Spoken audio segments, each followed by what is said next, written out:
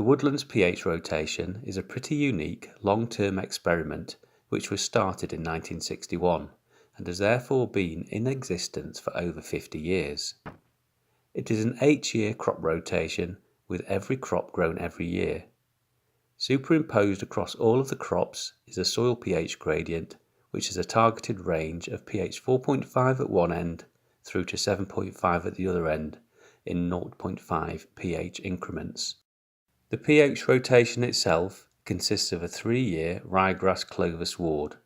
The first year of this is grown as a hay crop which is removed from the plots in late summer, whereas years 2 and 3 of the grassland undergo simulated grazing, in this case with the forage and nutrients returned via a lawnmower rather than through dung and urine. Winter wheat follows the grass clover ley, which in turn is followed by potatoes. Spring barley crop is next, with a root crop of Swedes next in the sequence. Finally, there is crop of spring oats which is undersown with a grass clover seed mix, giving an overwinter cover and leading back into the ley phase the following year. Typical herbicide, fungicide and fertilizer inputs will be applied to each of the crops at key points in the season. In terms of the grass, there is not much growth over the winter period as there is not much daylight and temperature is frequently below the critical temperature of around 5 degrees centigrade. As the temperature starts to warm up in the spring, nutrients will be mineralised by microbes in the soil, making them available for uptake by the crops and encouraging growth. It is around this time that the majority of the fertilisers will be applied.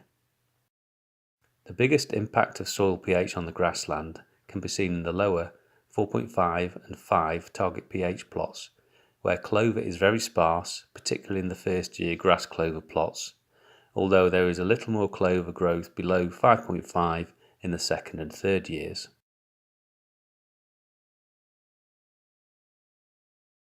The hay cut is typically made on the first year grass clover plots in late June, and the second and third year grass clover plots have periodic mowing and mulching to simulate them being grazed.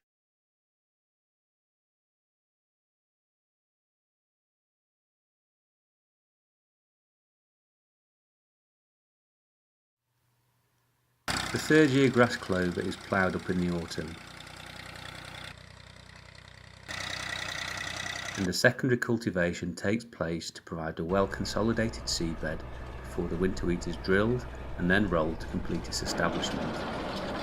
This typically takes place sometime from late September to early November, depending on soil and weather conditions. Phosphorus and potassium fertilisers would also typically be applied around this time. The year these pictures were taken was unusual in that it was very cold for a long period and germination was slow, but as the weather starts to warm up in the springtime, the new shoots will start to come through and the production of further stalks or tillers takes place. It is from around this time that most of the herbicide and fungicide inputs will be applied, as well as spring applied nitrogen. Fungicides may be applied up to heading if required. In terms of the impact of soil pH, the wheat struggles to flourish at much below pH 6, primarily due to aluminium toxicity.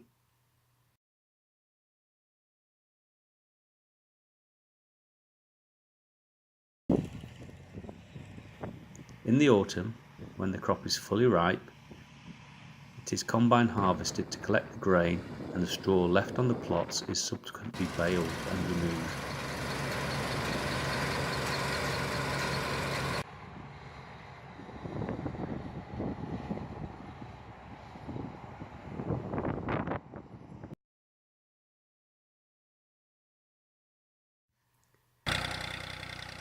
For the potatoes, ploughing takes place in the winter, which allows time for the frosty weather to help break down the clods into a more crumbly structure prior to ridging.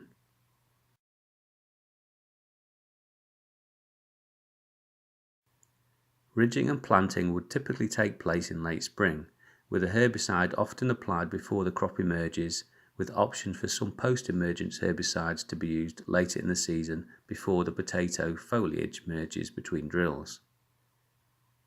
There are few obvious signs of the impact of soil pH on the potatoes as they are growing. Routine fungicide applications through the season will be made, particularly to control the disease blight.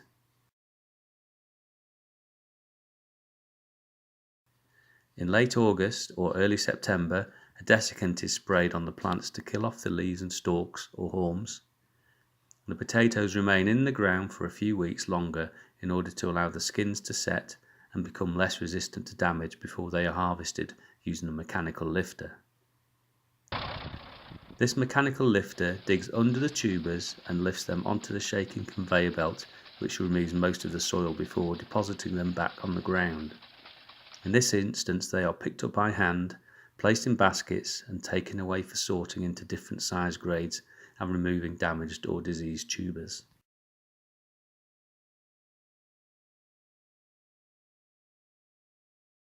Spring barley plots are ploughed in the winter, with several weeks allowed for soil to break down naturally prior to secondary cultivation and drilling, followed by rolling in the spring.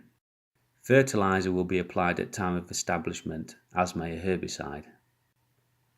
The spring barley really suffers at soil pH below 5.5, with very poor establishment.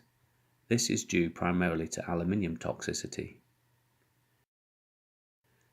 Follow-up herbicide treatments may be applied later in the season, and in the lower pH plots, i.e. those below pH 5.5, the weeds, in this case mostly corn sporry, can clearly be seen to yellow and wither after an application of this kind. Fungicides may be applied from tillering through to heading, depending on the disease pressure. In the autumn, when the spring barley crop is fully ripe and the heads have dropped, as with other cereals, it is combine harvested to collect the grain, and then the straw is left on the plots ready for subsequent baling and removal.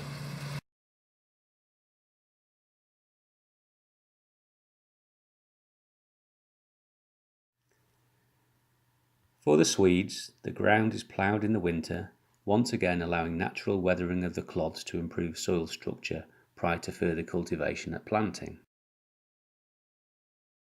Ridges are made in late May or early June and seeds are drilled. A pre-emergent herbicide is typically applied to help control weeds. A higher seed rate is often used at planting, which allows hand hoeing once established to help reduce weeds, but also to thin the crop so that plants are evenly spaced within the rows, allowing for a more even-sized Swede tubers to form. Soil pH doesn't have a huge visible effect on the growth of the Swedes, although if the soil-borne disease clubroot is present, higher pH can help suppress this and maintain yield better than at a lower soil pH.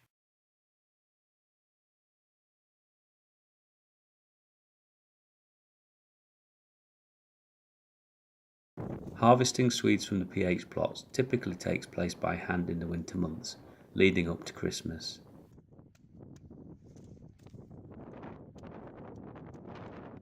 They are carted away and used as livestock feed.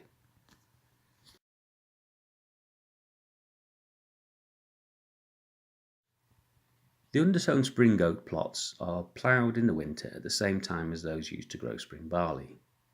Again, several weeks are allowed for soil to break down naturally prior to secondary cultivation and drilling, followed by rolling in the spring. Fertiliser will be applied at the time of establishment. The spring oats are better able to cope with lower soil pH than either the winter wheat or spring barley and can actually produce reasonable yields even at pH 4.5, although they are not so good at the higher pH. Herbicide treatments are more limited due to the presence of clover in the undersown grass-clover mix. Fungicides may be applied from tillering through to heading, depending on the disease pressure. In the autumn, when the spring oat crop is fully ripe, as with the other cereals, it is combine harvested to collect the grain, and the straw is left on the plots and is subsequently baled and removed. This completes the cycle of crops grown in this rotation.